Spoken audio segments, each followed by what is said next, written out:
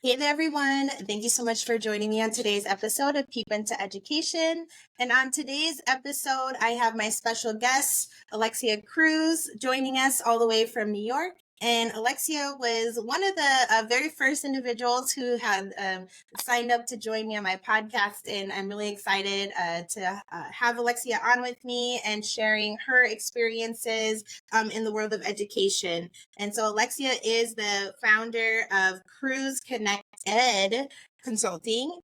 She also works with 6 to 12 graders and teachers, as well as offering some professional development and working with neurodivergent students. And so I'm going to have Alexia take some time and introduce herself, give us a little bit about your background and some, info on what really led you into this career path that you're in today, and then we'll get going into our episode. Sure. Thank you for having me. First Absolutely. of all, so my name is Alexia Cruz. I am from New York. But I grew up bilingual. As well as I'm someone who is adopted. That is something that when I introduce myself to my students, I make sure I let them know of that, and I tell them a little bit about my story. So I actually am an educational consultant. I am also a Spanish teacher. And throughout my career, I have helped a lot of neurodivergent students as well as students with disabilities and AL students, not just for my Spanish classes, but also just with life in general. A lot of my students have experienced trauma, so a lot of those items, when it comes down to how to reach them, how to have them connect with the education field, I have been working with the students. I have actually done a summer program.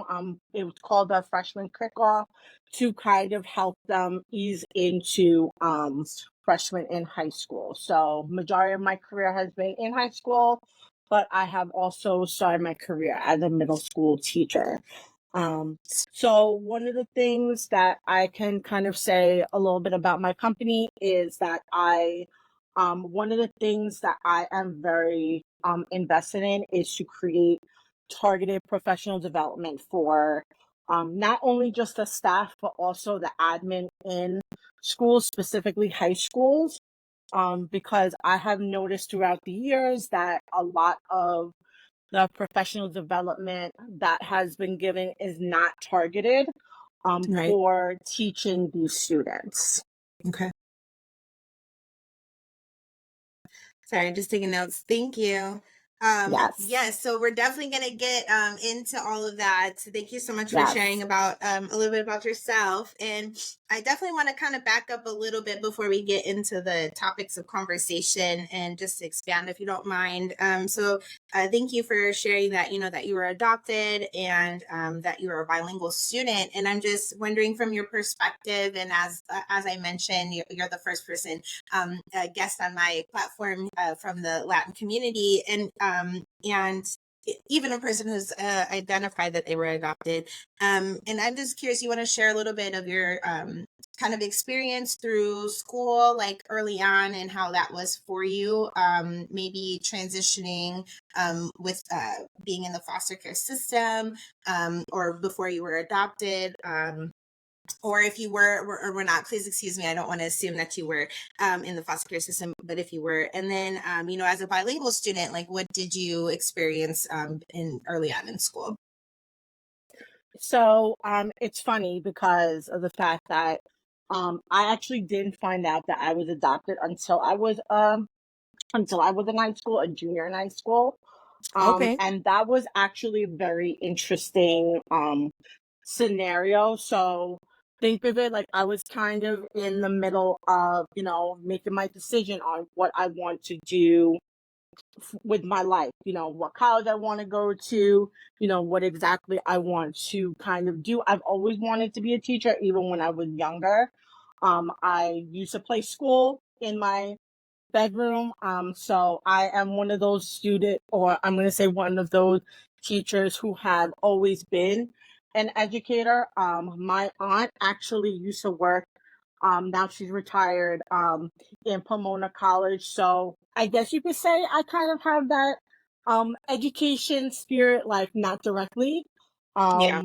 throughout my family, but just as a student, especially when I came to know that I was adopted, as much as it did change my life, it actually changed it for the better because I was able to now see um I'm gonna say like schooling in a different way. So I actually went to Catholic schooling from, I'm gonna say, from middle school into high school as well. So even though that was a little bit different, even now looking back, there were some gaps. Not in the sense of, my teachers were bad or whatever have you. As a matter of fact, some of my teachers actually, like, if they see me, like, they actually still remember me. Hmm. Um, and, but there is still like a gap in terms of how to connect with students and how to make items, engaging. Like Yeah. we've all went to high school, we've all had different like high school experiences. And even with speaking with some of my family members, like what their schooling experience was like, especially in high school, it was completely different. Because a lot of them went to the public through the public school system. Yeah. Even my husband had a completely different experience with the public school system that I had. Um, Right.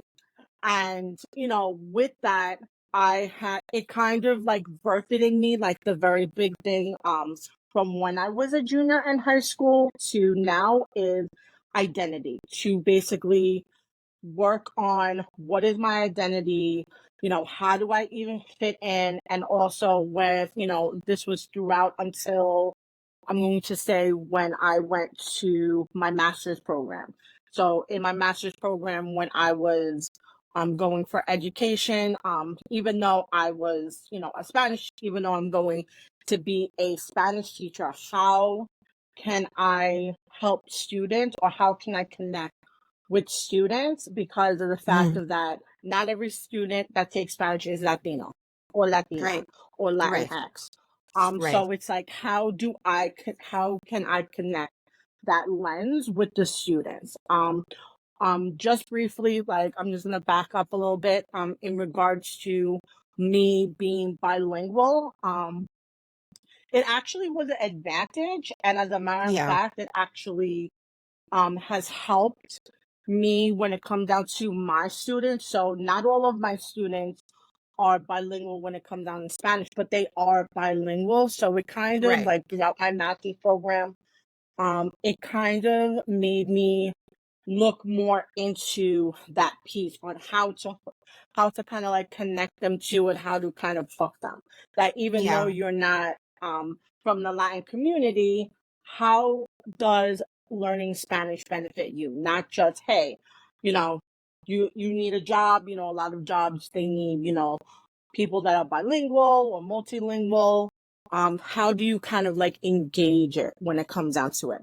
And one of the Right. things that came up when I've done throughout my years in teaching, um, one of the things that was very big that came up is, student engagement, right? So I started my teaching career of, administrators saying, oh, like, you have to engage the students, you have to have students, buy into the curriculum, right? But Yeah. I'm going to say fortunate and unfortunate for me, I have always had the opportunity to create my own curriculum. So it was an opportunity in terms of like, as the years have gone by, I have actually like gotten consultant help. I've also gotten I've taken, different trainings, as well as Yeah. have gotten different certifications to not only help me with those pieces and how to create the curriculum, but also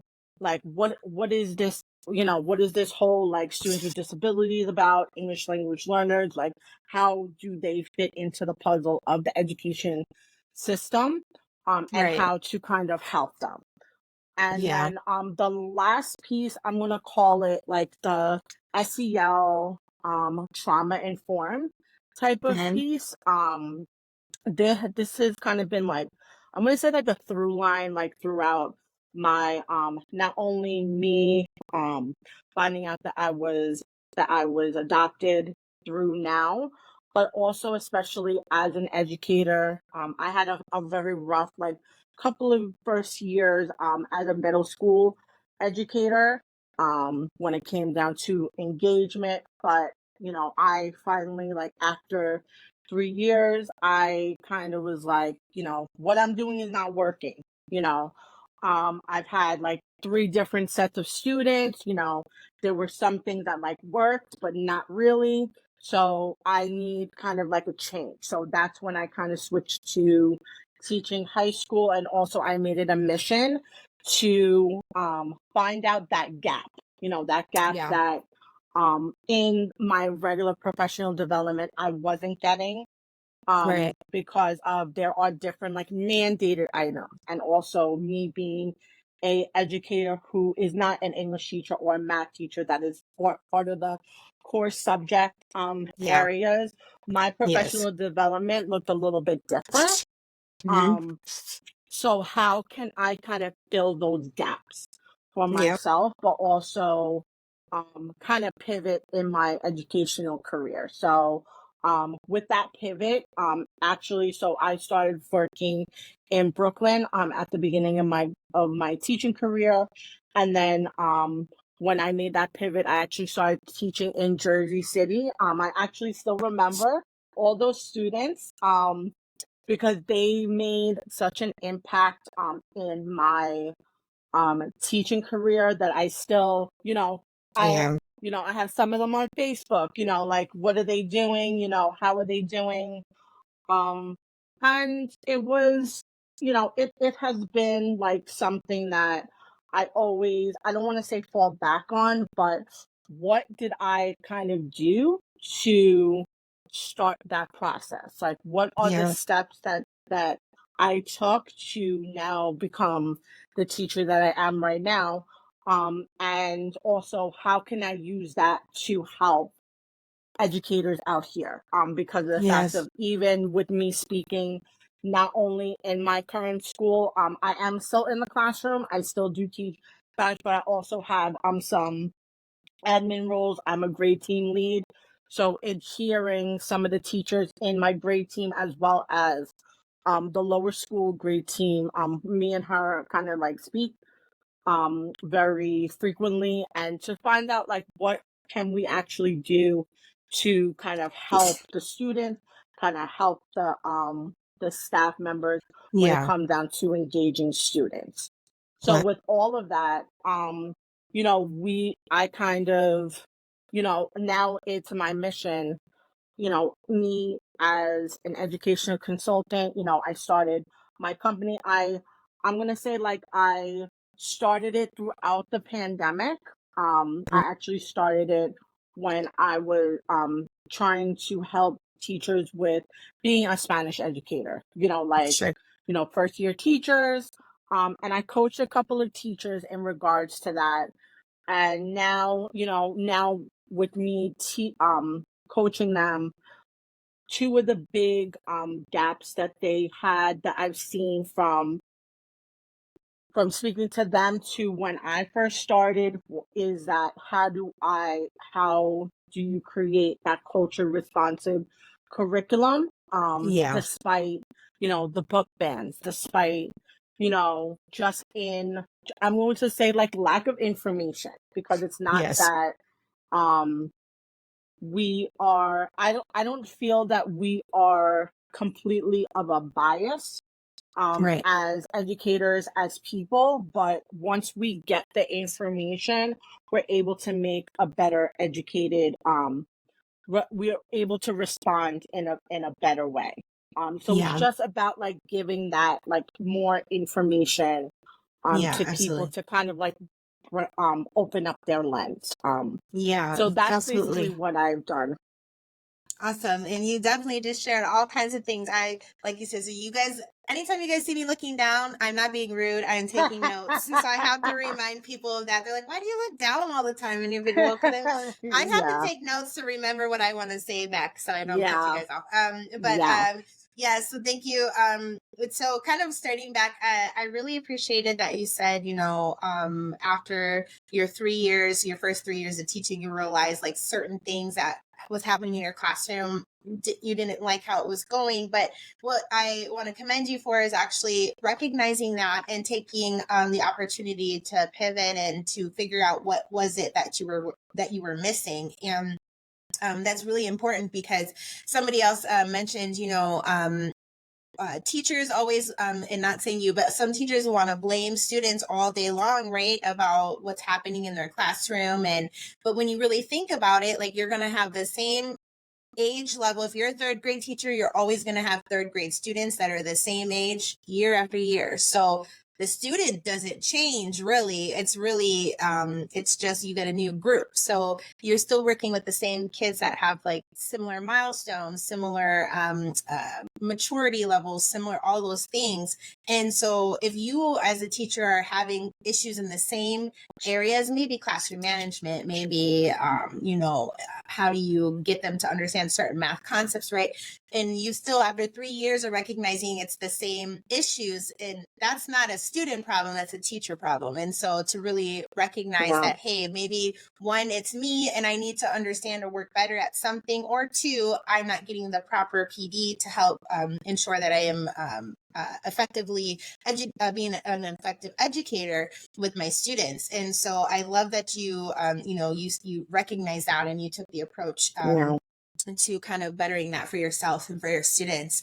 And then the yeah, other thing too that you mentioned, which is really important, is having the different types of trainings that in professional development. And then now for you as being somebody who offers professional development and seeing those areas that may not have been addressed, and being able to offer is super important. And this is why I think it's important, like you said, it's not that we're all biased, that we all have experience within our own, self and kind of what we've been through, and everybody's journey looks different.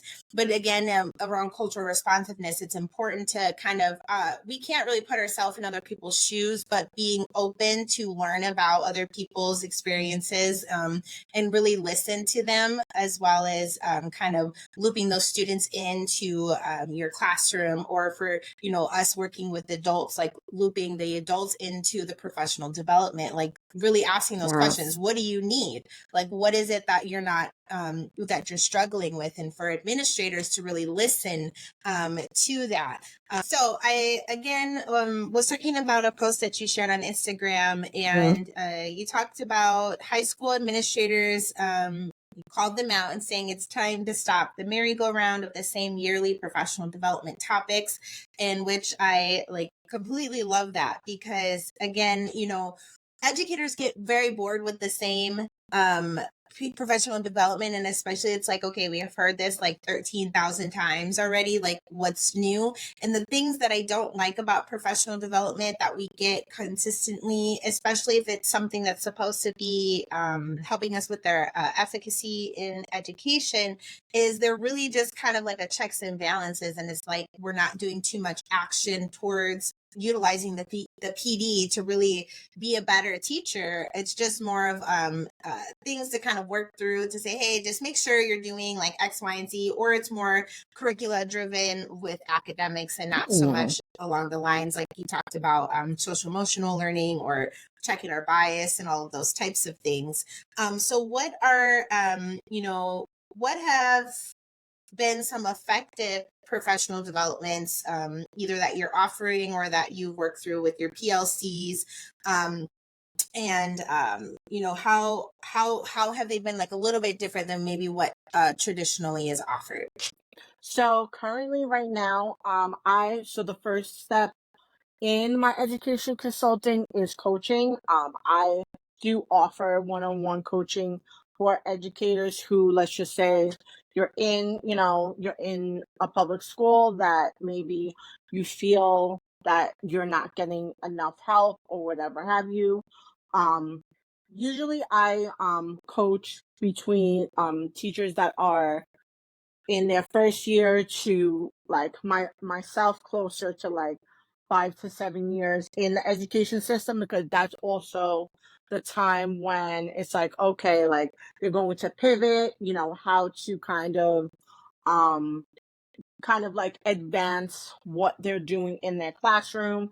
Like Yeah. if you are, let's just say, if you're a high school English teacher and you've been teaching freshman English for 5 years, like after a while, it kind of gets a little bit repetitive. So how can you kind of like spruce it up? And one of the things, going back to one of the things that I had mentioned before, and you mentioned before in regards to students always being you always have students, which is 100% true. Yeah.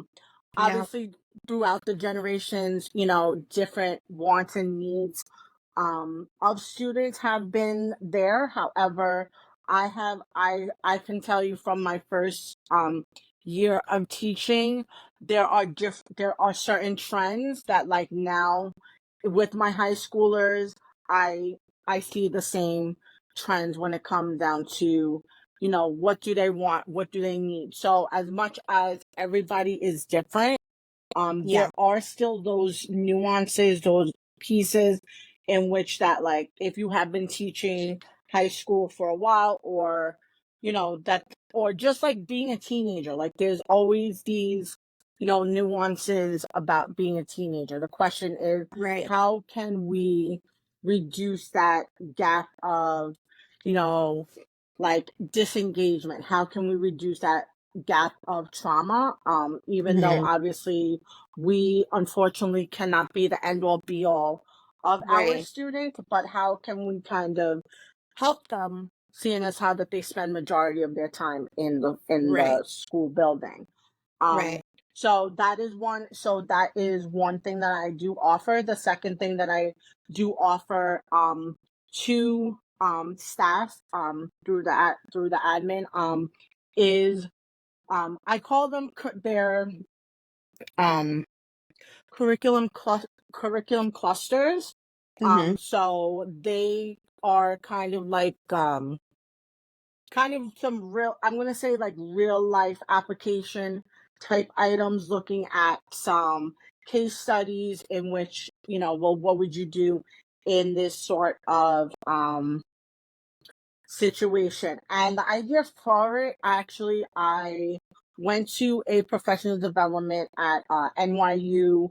Hmm. It's been like about like 4 or 5 years. I was actually sent there more so for like literacy education and kind of like engagement when it comes down to literacy, but just the way to which it was very like interactive. We were in our staff clusters with other educators, and throughout the PD, this is what we kind of were working with our clusters Yeah. to kind of like solve whatever problem or whatever case study that they were presenting to us.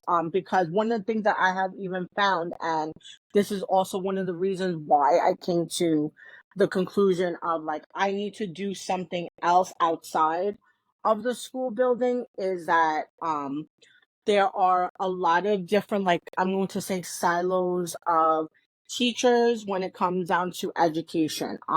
Yeah. There are very little and you know what, I'm calling it out because of the fact of that our students now are more interactive. They are more technology based. You need to grab their attention Yes, in a absolutely. different way versus when we Yep. were in versus when I was in high school.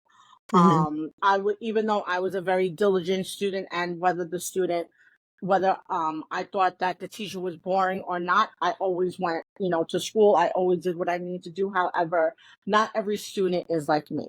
So, Yeah. I need to think in that lens. How can I reach teachers, or how can even schools, reach teachers to engage the students? Because that's the thing. Right. It's not just hey, how do we engage the students, but how do you engage the staff, because one of the things that is very often not spoken about is in regards to staff have trauma too.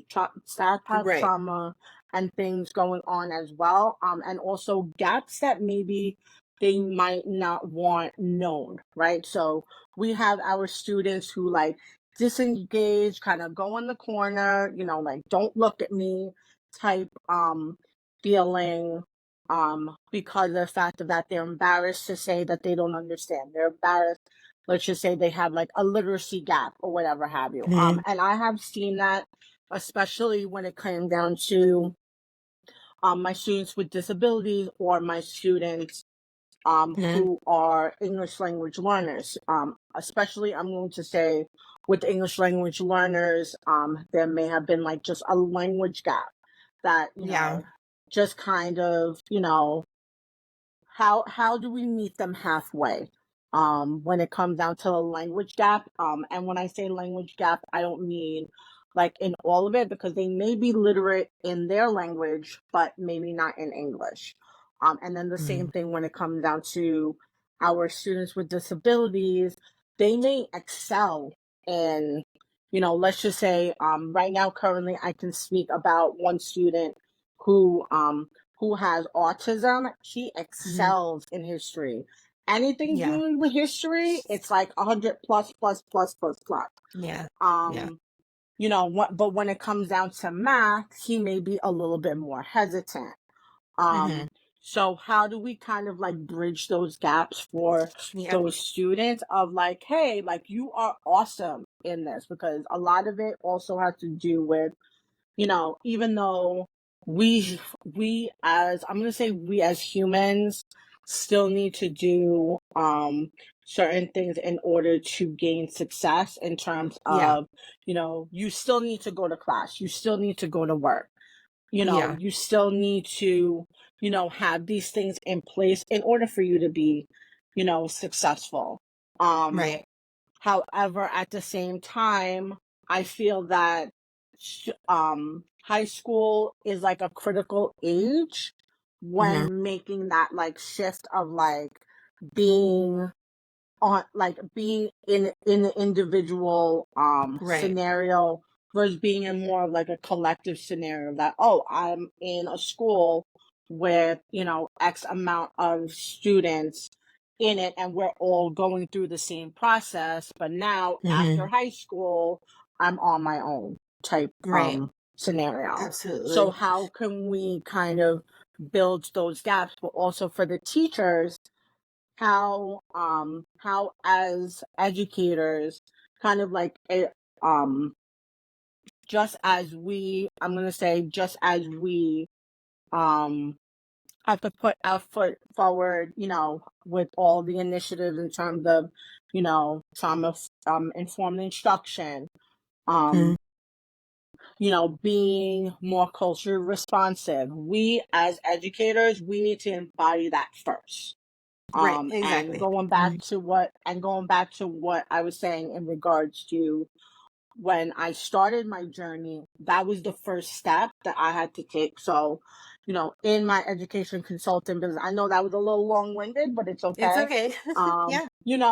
In terms of, because like there needs to be like an understand, like there's not much of like an understanding as to, oh well, why do I need to go to professional development? Why do I need to do this?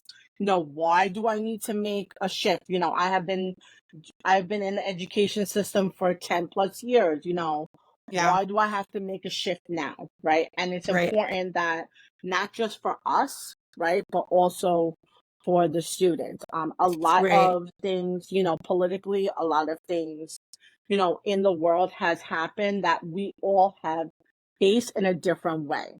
So it's kind Yeah. of like the students and also the adults are kind of Yeah. like trying to navigate, like side by side, but like with different Absolutely. levels of that, trauma, different levels of that understanding. So it's important Absolutely. that, as I said, like that's one of the first pieces that I work on with anybody that I coach, any school that I work with.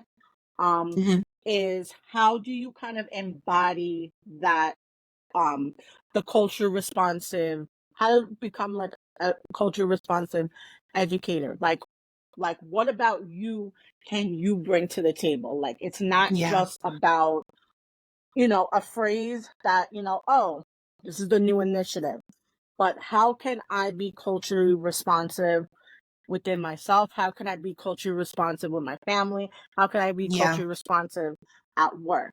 Yeah, absolutely. And And yeah, that is like the conversation about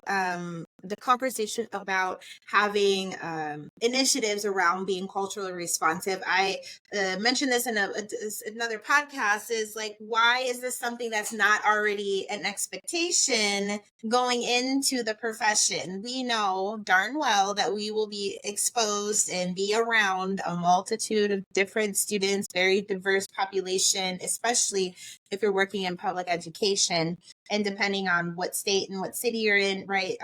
That is just like a given. And to me, I still struggle with understanding, as a biracial person in 2024, why are we still having these conversations around, you must be culturally responsive and you should check your like, this is something like going in, like, I honestly think it should be part of a teaching contract. Like, it's already presumed that you're doing these things, like, but of course that's not how it goes. And so I do yeah, feel like we kind of backpedal in a sense when it comes to that type of professional development, because instead of automatically accepting people for who they are and how they are and what they are, where they come from, right? Without judgment, is, yeah, we can't be educators in a space where we're going to judge a specific student for X, Y, or Z, right? We have to be in this profession out of a place of love and out of a place of nurturing and care. And for the general sense that we're here to educate these kids and to help them be successful in their educational journey, regardless of what content it is that we're teaching them. But we still all need to have foundationally the implication of, we are going to treat all of these students equally, right? As much as we can, and give the extra services where needed to those who need it. And so I kind of, again, like I said, like, are we talking the walking the talk, or are we just talking? And so for me, it's like, yeah, what are we doing to put these things into place, but actually follow through with them? And things, around cultural responsiveness and social emotional learning, it's very simple to do, but the politics and the world that we're in, it makes it seem like something that's so daunting or so difficult, or we're trying to make a certain person feel guilty for something. But it's like, there is no guilt that comes with these types of yeah, professional development, because if you're a person to me that feels guilty about these topics, or feels very defensive over it, to me, it's like your bias or your um notion around education is not in the right place. And yeah, people probably won't like me for saying that, but yeah, it's these are things that, automatically you're going into a system, and unless you're in a population, a school that 100% of which student is going to be there, and you're okay with that, then that's fine. But we can't keep having these battles with the right, social emotional learning and with the cultural responsiveness, again, because these are things that kids need. Like, they need yeah, that engagement, right? And like you mentioned, your student with autism, who was really great at history but struggled with math. And to me, that's a huge thing, like bridging gaps between content. Like, are we right, doing interdisciplinary learning? Are we doing yeah, team teaching? Are yeah, like, are these students that are exposed to content that they really enjoy, how is it yeah, added in the concepts added to his math classes, right? And yeah. there's multiple And that's ways we the can thing. think through that. Go ahead. Right, right. Sorry. Yeah, so that is the thing. So the biggest thing, and it's, I'm going to say it's simple, but it's not simple, which Right. is being transparent. Like Mm-hmm. just having the skill as adults of being transparent, is Yeah. a very big thing. Um, Yeah.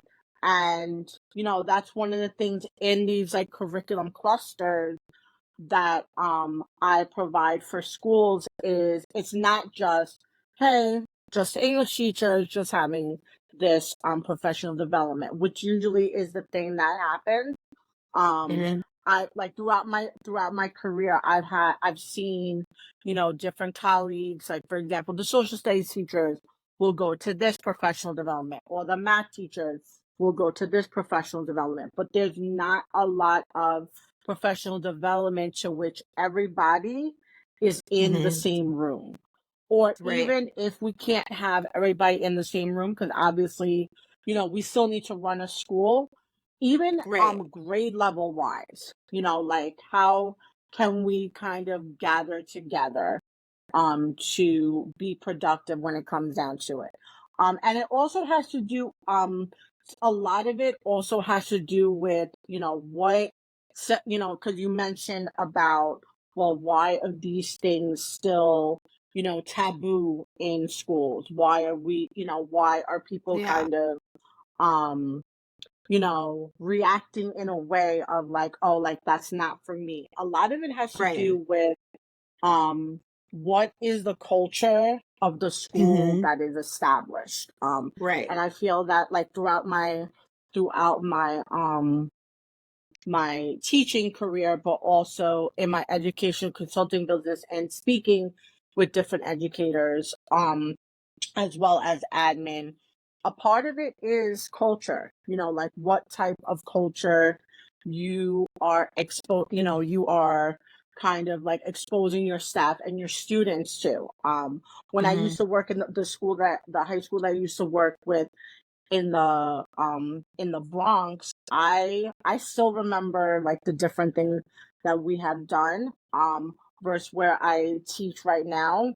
The I'm not gonna say that it's night and day, so to speak, but there is definitely a difference when it comes down to what the culture is, because of the fact of one of the big differences is that in the school that I'm in right now, we have more students with disabilities, but not many English language learners, as opposed to the school that I was in the Bronx. There was a lot more English language learners versus students with disabilities. So like the Mhm. emphasis is changed, and the shift in the change, but at the same time we still need to create a system around that professional learning, Right. I'm going to say that targeted professional learning. And as I said, it's not to knock any type of school. It's not to Mhm. say, this school is good because they're doing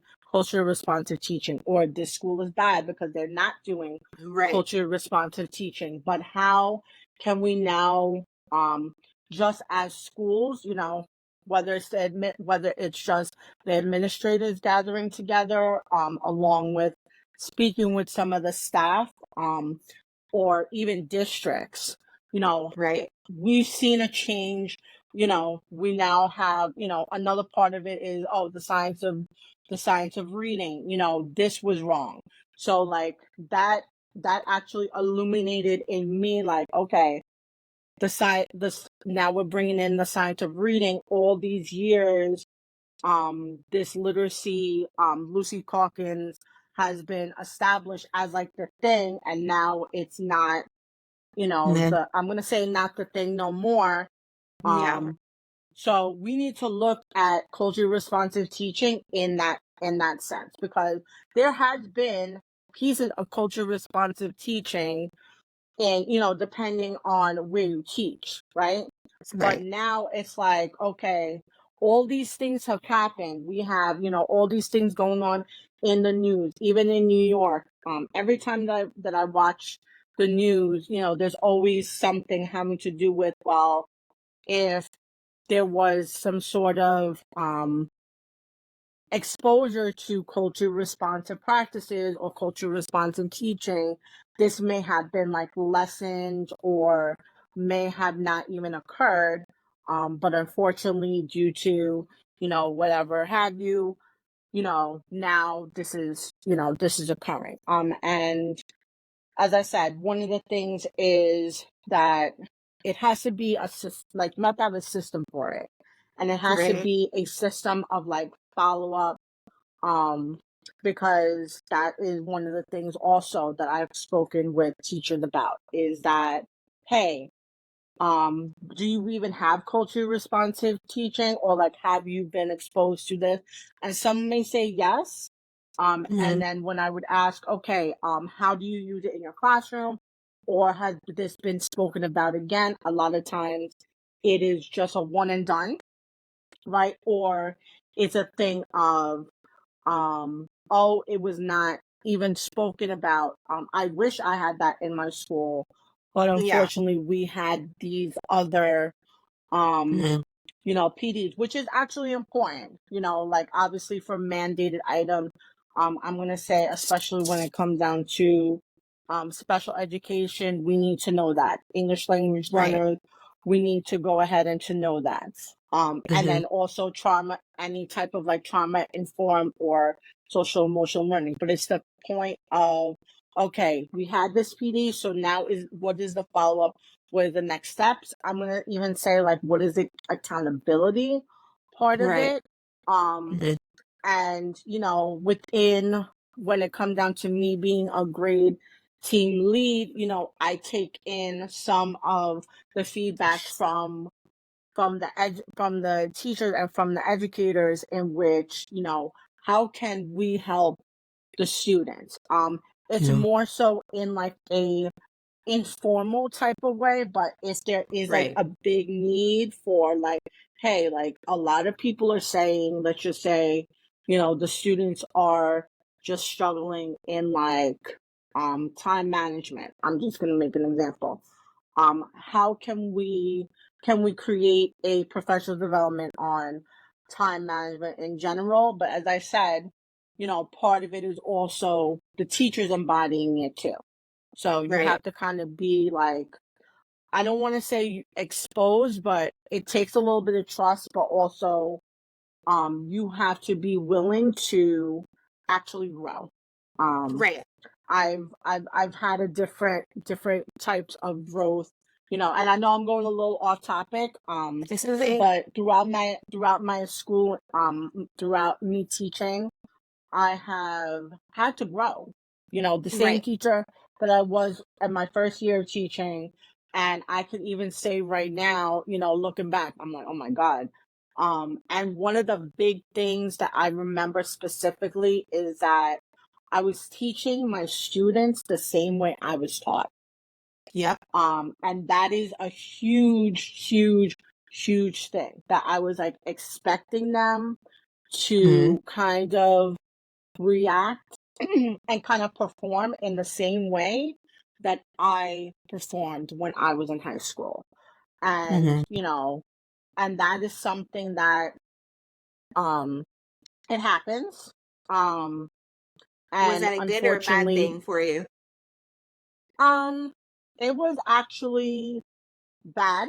It was actually like bad, because of the fact of that, you know, I wasn't really like, I don't want to say that I wasn't exposed to that teachers or that students are different, Yeah. because I did have a couple of classes Yeah. on diversity and things of that nature, but in the sense of like, what are the different things that students deal with in terms of trauma, right? Um, that are different, that makes them react in a certain way or makes them receptive. Yeah. Another thing that I had to do is I had to heal. I had to heal as an educator from my own personal traumas. That's another big piece that has helped me become the educator that I am today. And Yeah. even if you are not ready, I'm going to say, even if you're not ready to dive into that personal trauma piece, Yeah. because it took me a while. I'm going to be transparent. It took me a while to kind of heal from a lot of those things, but just getting on board of, you know, just being reflective, being transparent and being reflective as to, okay, you know, this is what my students are going through. This is what my students are exposed to. How can I Right. connect with them? You know, like Right. it's about the connection. We don't need to tell the students, you know, from A to Z that, you know, oh, I grew up on this block and Yeah. you know, and I Yeah. dealt with X, Y, and Z. And you know, that's a big thing that people think with culture responsive education, that it's always about like, oh, you have to tell them about everything. You have Yeah. to No. always talk about, you know, background, but the background piece is more bigger than ethnicity. Oh, It's more absolutely. so your back. It's just in general, just having And a background. yeah, and I think a lot too with that connection, and this is something actually that I was kind of put down a lot as an educator in when I was teaching high school, was they're like, you share too much about yourself. But it's like, no, I don't think I did. I'm very comfortable with sharing, obviously with again with a certain line, a fine line, working with high Yeah, you school have to have students. But comfortability. yeah, but it's like they want to know you're human. They want to know you can empathize with them, or you have experienced with them the same things that they are going through, and that you actually recognize that they have emotions, that they have things going on in their life. Like just even just saying, hey, at the beginning of the class, like, hey guys, I know, you know, it's a Monday. Probably some of you had a good weekend, some of you had the best weekend, but we're here today. It's a fresh day. And like, if you need anything, let me know. Like, really just like letting people know that you're in there for them, that you're there to support them, not like, oh, it's a Monday. Okay, let's take out textbooks and let's get right to work. Like, because these kids are like, now that's like an automated, like, I can't even talk and let anything out of my brain. And, you know, depending on what grade level you're working with, it doesn't matter. Like, these kids always have something to say. They always have things on their minds. They're always dealing with everything just as we are, right? You guys have, those of Mhm. us that have children, they're with us, and what you guys know what your household looks like. Think of your own Yeah, students being in a classroom. What are your children dealing with in your home? And now they're going to school and they have these things on their mind, good or bad, right?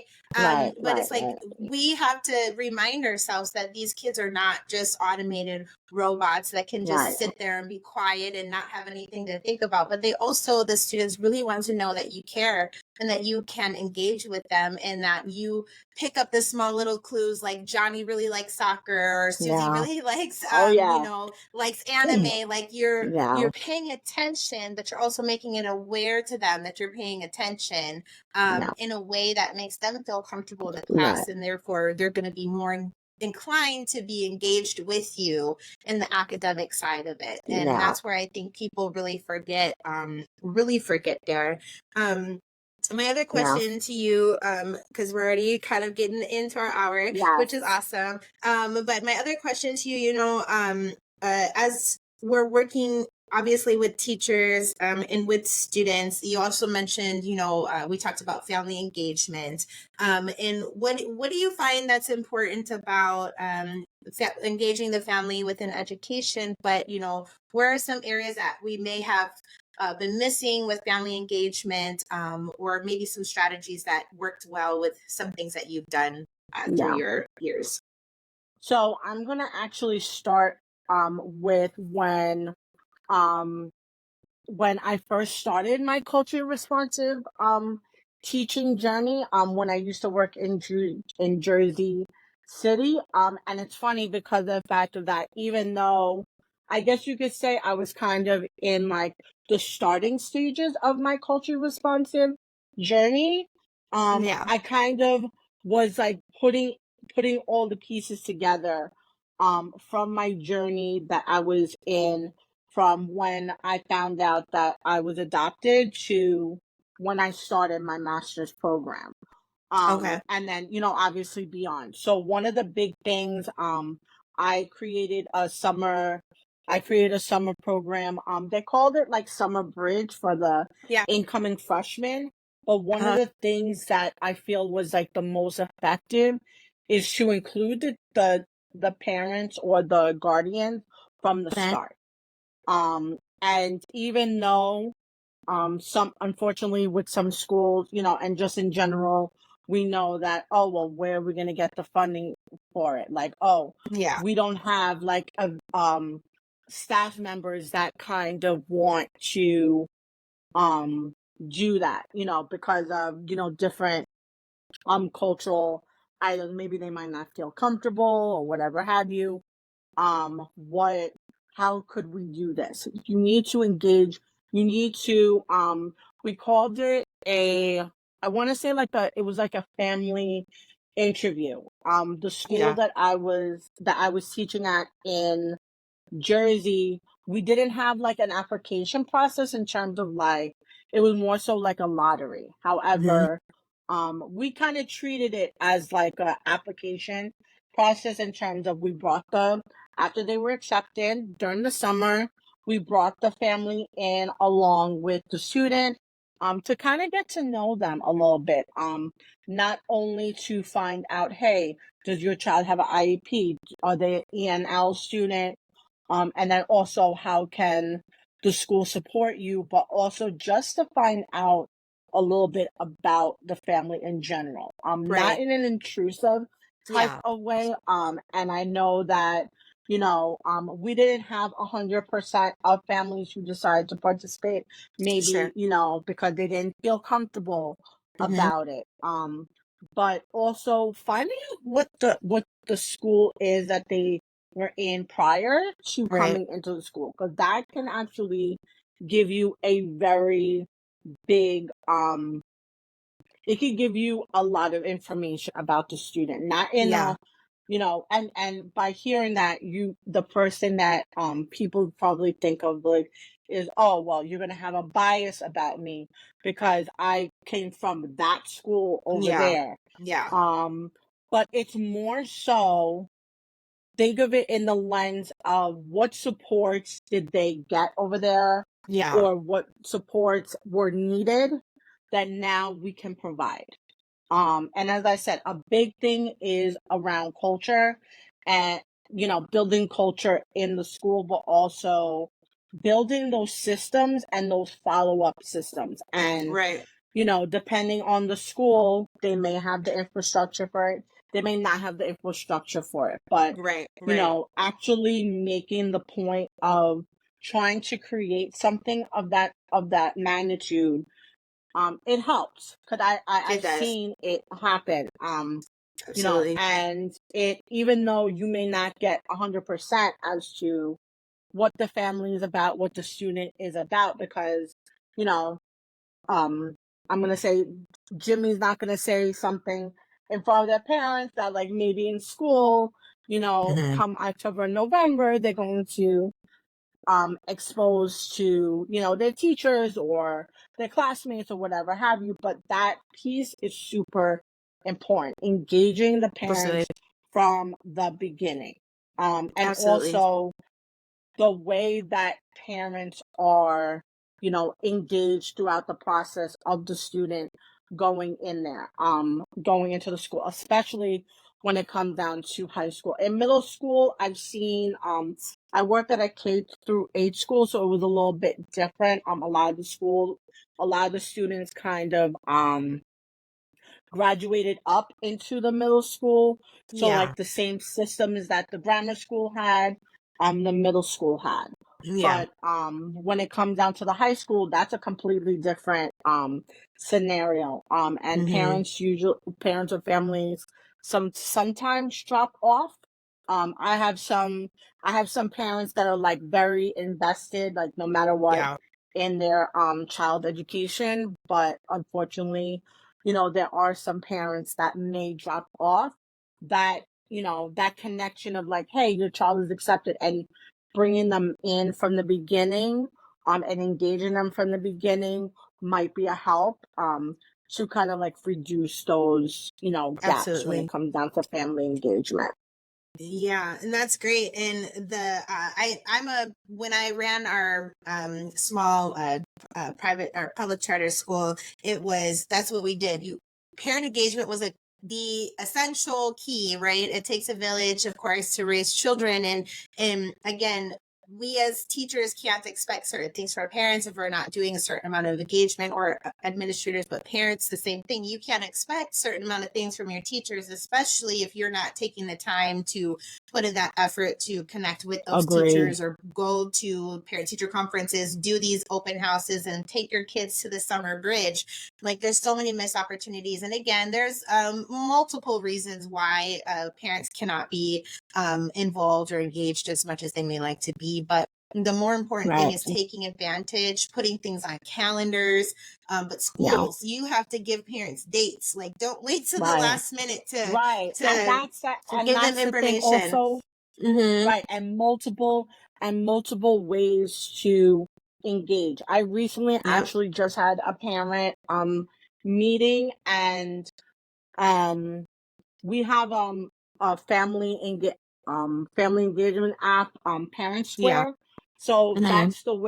that's one of the ways that our school engages with the families. However, the parent was kind of having That's okay.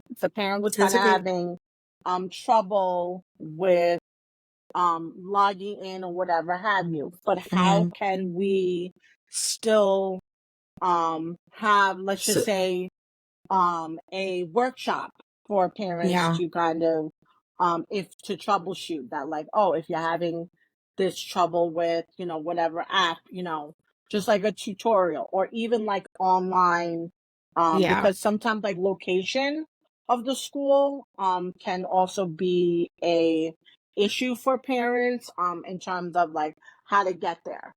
Right. So kind of having those like online, in person kind of like workshops. And also, as you said, like making sure that like at the beginning of the year, hey, whatever the needs are, what are we, making those opportunities for parents to kind of like engage in those Absolutely. opportunities so that they're able to make it, not just Yes. for parent teacher conference.